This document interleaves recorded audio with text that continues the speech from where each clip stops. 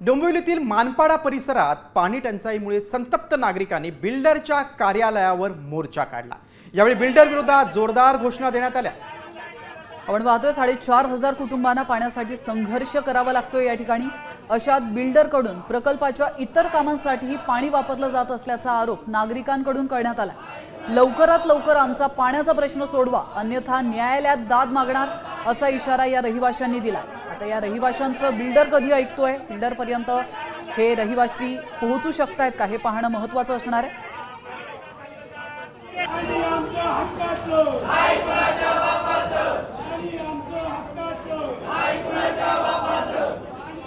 त्यांचे प्रायव्हेट वाले जे आहेत फ्लॅट्स ते काही लोक जाऊन तिकडे कॉक बंद करतात आणि आमचे लोक जाऊन तिकडे कॉक चालू केलं की आमचे कॉक हे लोक बंद करतात आणि आम्हाला पाणी देत नाही।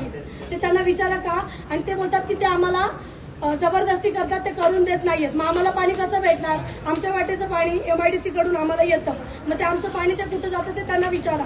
ते म्हणतात आम्ही काही करू शकत नाही।